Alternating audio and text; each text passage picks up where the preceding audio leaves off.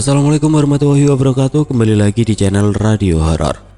Untuk kisah kali ini ada sebuah kisah yang ditulis oleh akun Twitternya @cikumunya. Sebuah kisah yang berjudul Menik. Dan sebelum kita lanjut ke ceritanya, tekan dulu tombol like video ini dan jangan lupa tekan juga tombol subscribe channel ini.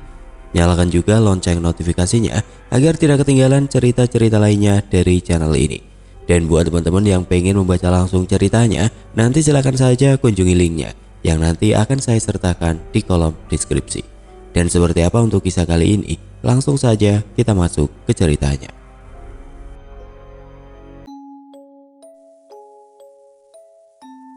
Bopo kapan mati sih mbok? Menik mengerutkan keningnya. Hari ini giliran Wireng yang memandikan Bopo, tapi karena sampai sekarang wujudnya tidak ada alias kabur dari tanggung jawab, jadilah Menik yang menggantikan tugasnya. Simbok tersenyum simpul.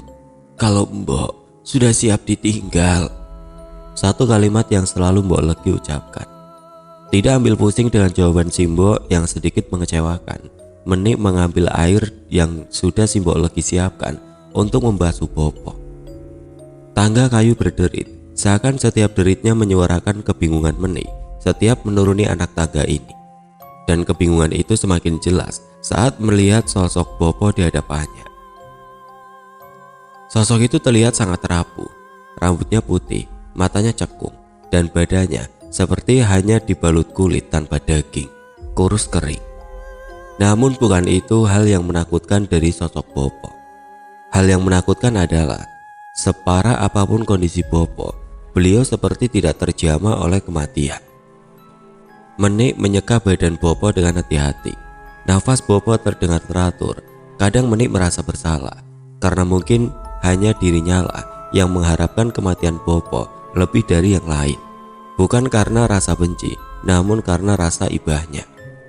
Setelah tugasnya selesai, Menik menggenggam tangan Bopo lembut. Kalau nggak kuat jangan dipaksakan, ucap Menik lirih. Bopo melihat Menik dengan tatapan lelah, lalu sisanya hanya menggeleng pasrah.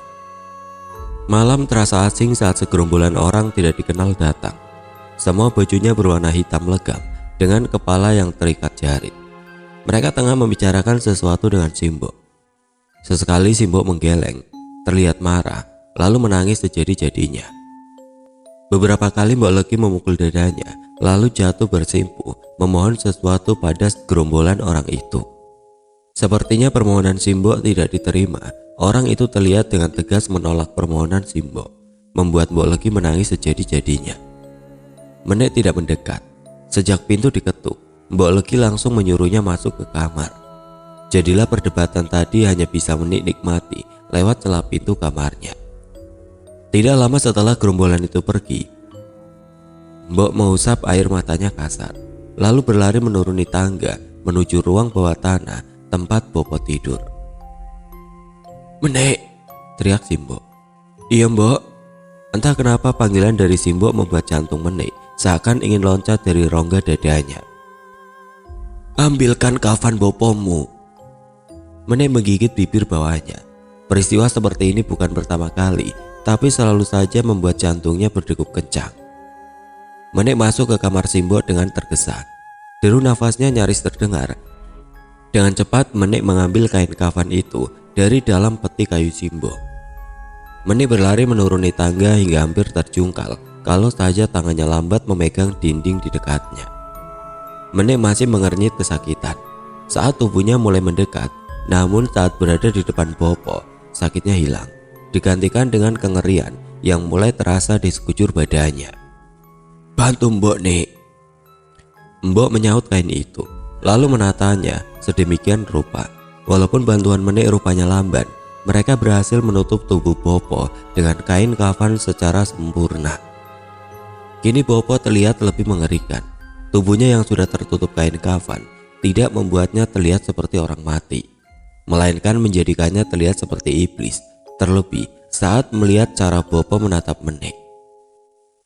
Waktu menunjukkan pukul 12 malam. Saat segerombolan orang yang tadinya berdebat sama Simbok kembali datang dengan membawa tandu. Dengan sigap mereka mengangkat tubuh Bopo ke dalam tandu dan membopongnya. Menik seperti tidak diberi istirahat. saat dirinya pun diturut sertakan dalam keberangkatan Bopo malam itu. Di umurnya ke-15 tahun, Menik tidak lagi tinggal di rumah seperti tahun lalu. Kini dirinya ikut terlibat.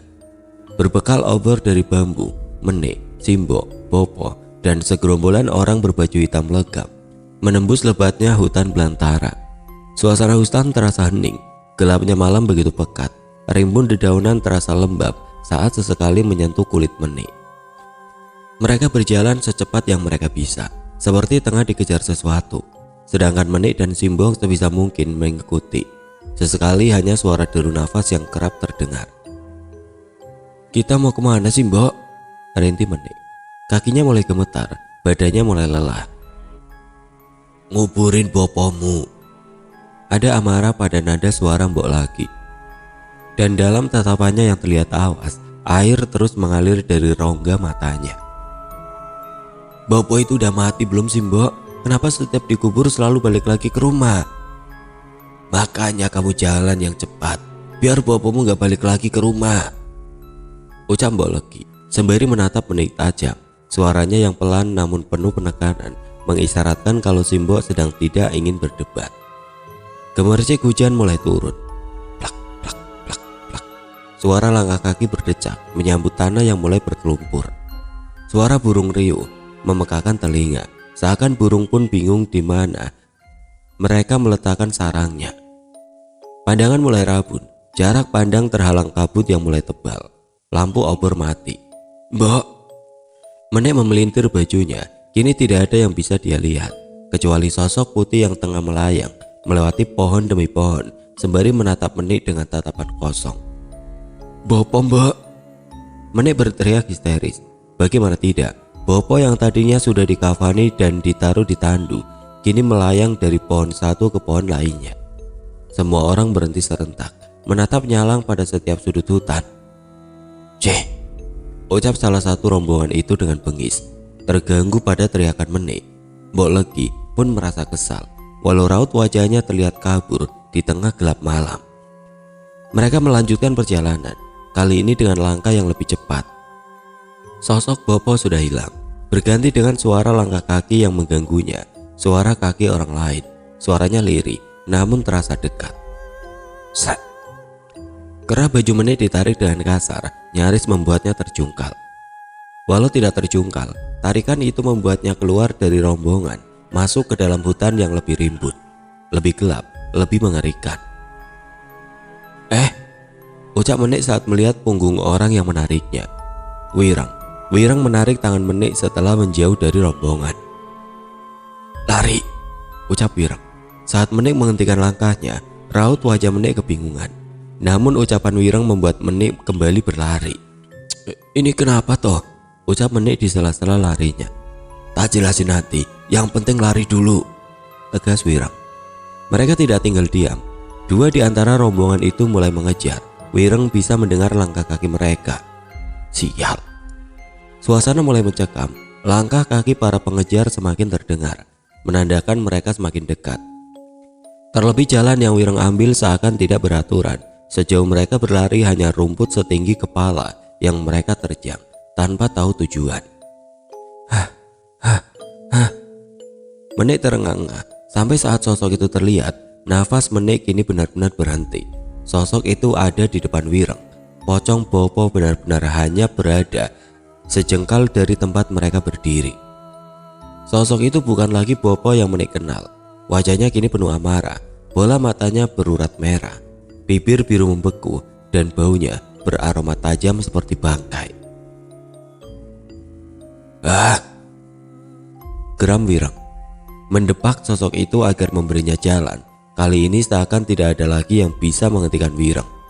Setan, umpat Wirang setelah melewati sosok itu.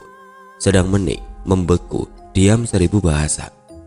Tepat saat melewati Bopo, dari rimbunnya rumput uluran tangan seseorang meraih Wirang, menariknya masuk ke balik pohon. Bau wangi menyeruak, bau kayu gaharu. Menik mengerjapkan matanya. Hari sudah pagi, pandangannya sibuk mengamati sekitar. Mimpi, gumam Menik melihat dirinya tidak sedang berada di dalam hutan, melainkan terbaring di kasur, entah di rumah siapa. Sudah bangun, Tanya seorang wanita.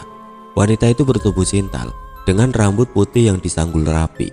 Baunya seperti pohon gaharu. Pandangannya teduh dan wajahnya ayu di umurnya yang mungkin sudah menginjak 50 tahun. Siapa?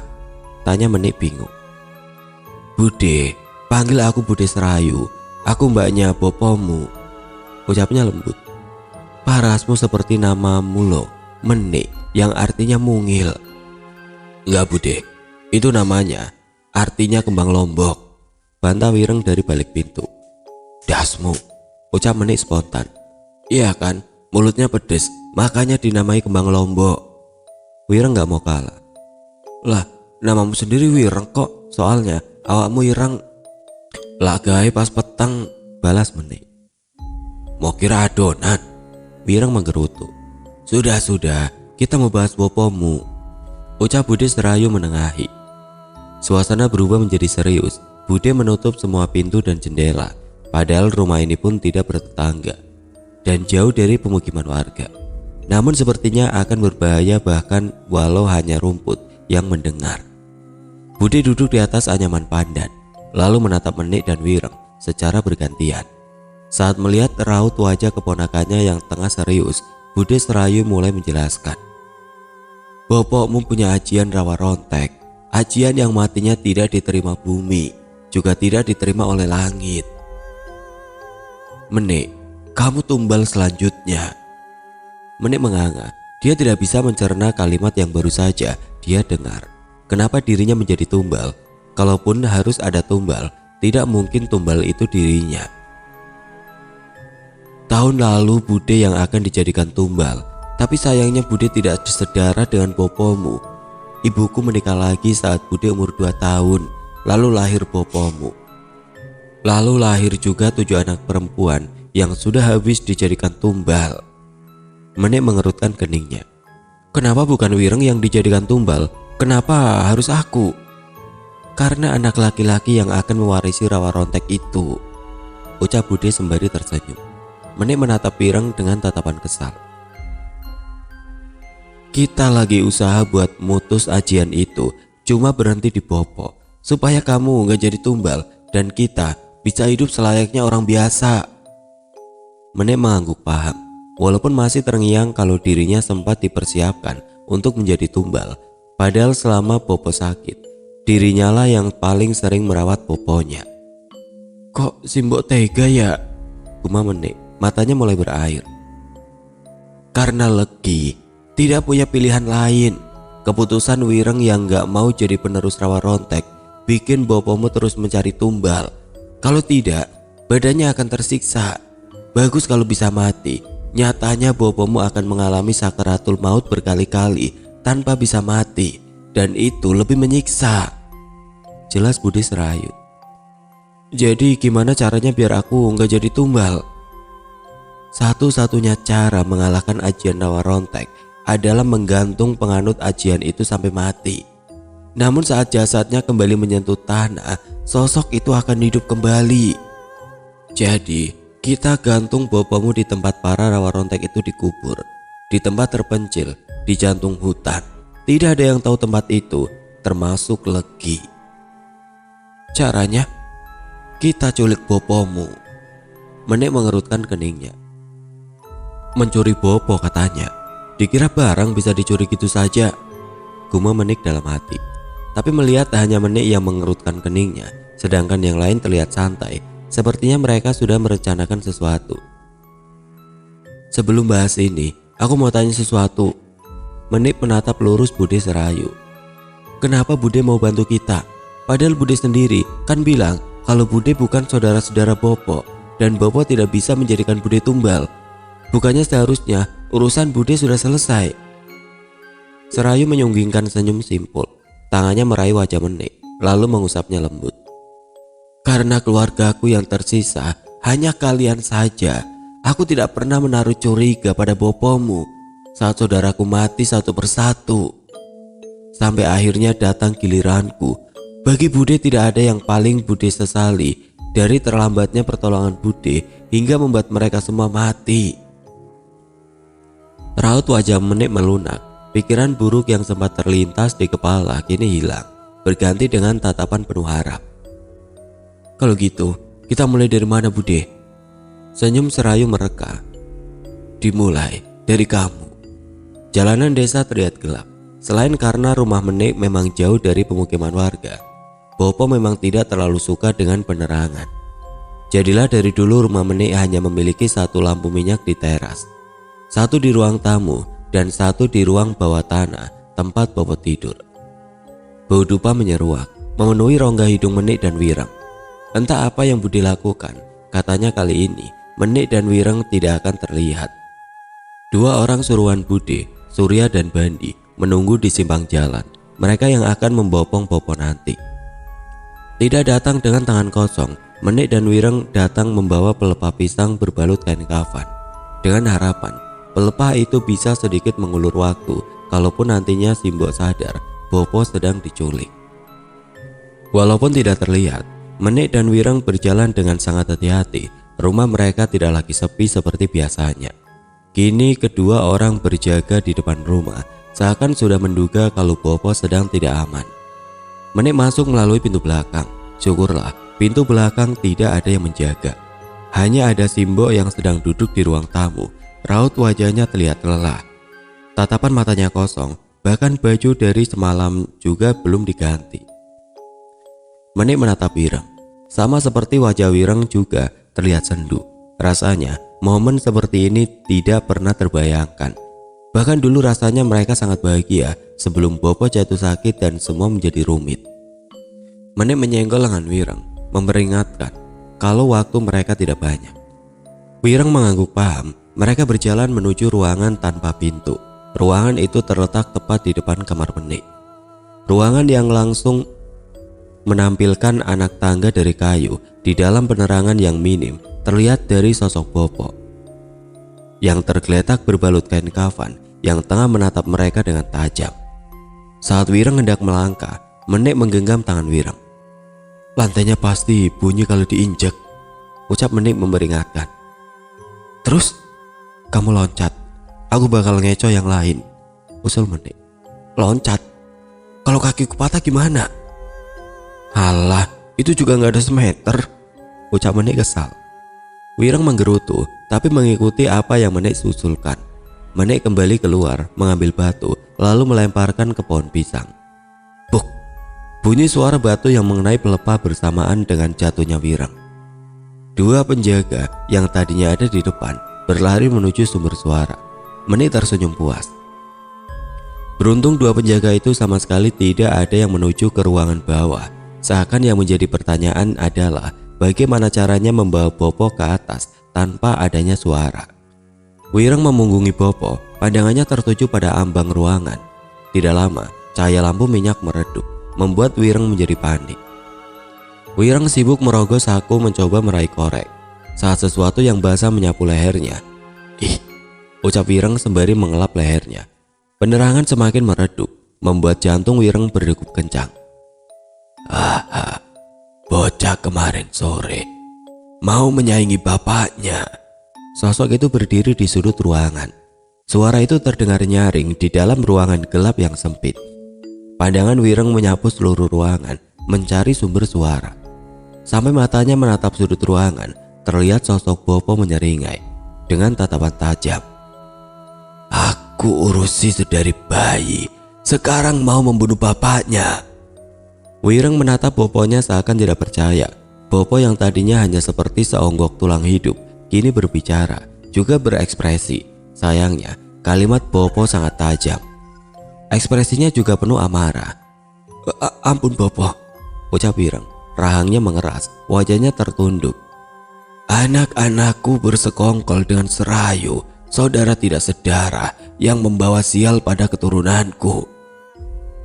"Itu bukan bapakmu," ucap Serayu. Suaranya terdengar dingin, tidak seperti suara yang pernah Wireng dengar. Pandangan sosok itu berganti menatap Serayu. Tatapan itu penuh dengan amarah, namun terkesan meremehkan.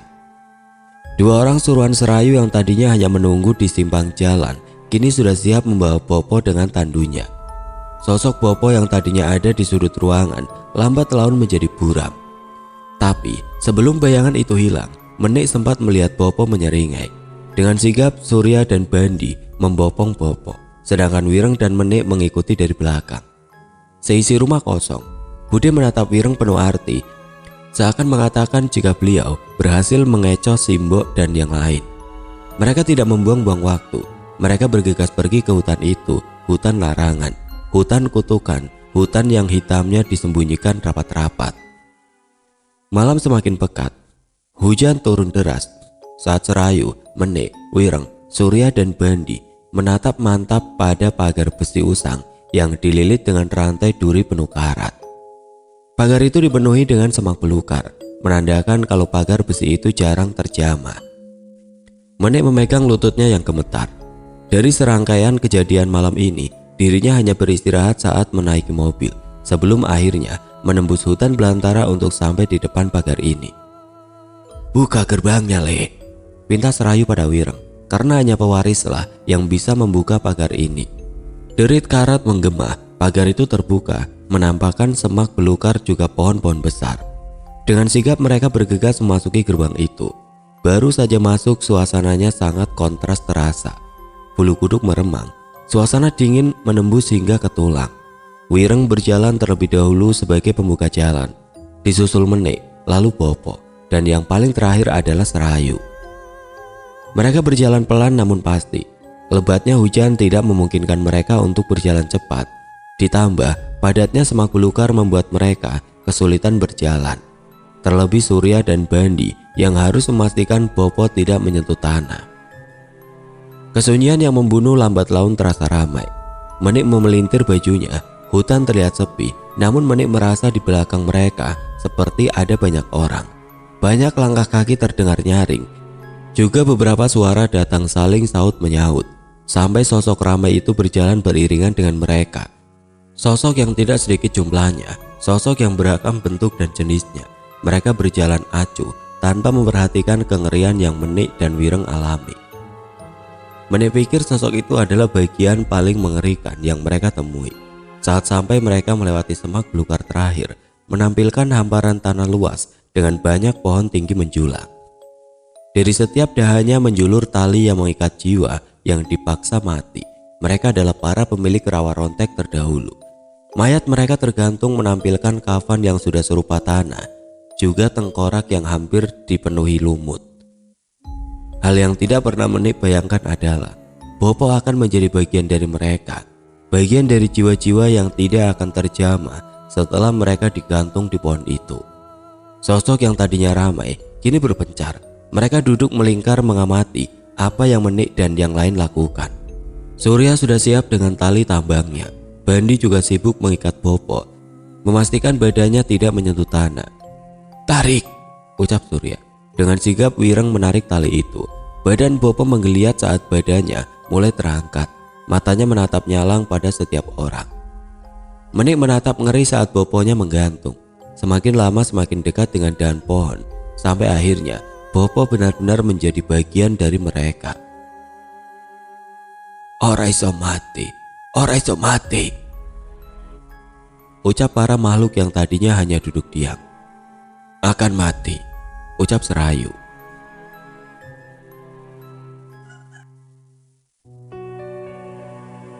Oke teman-teman, sekian untuk kisah kali ini. Bagaimana menurut kalian tentang kisah ini? Tulis komentar kalian di kolom komentar. Dan buat teman-teman yang baru bergabung, jangan lupa untuk like, komen, share, serta subscribe channel ini. Dan nantikan kisah-kisah horor berikutnya tetap di channel Radio Horor. Wassalamualaikum warahmatullahi wabarakatuh.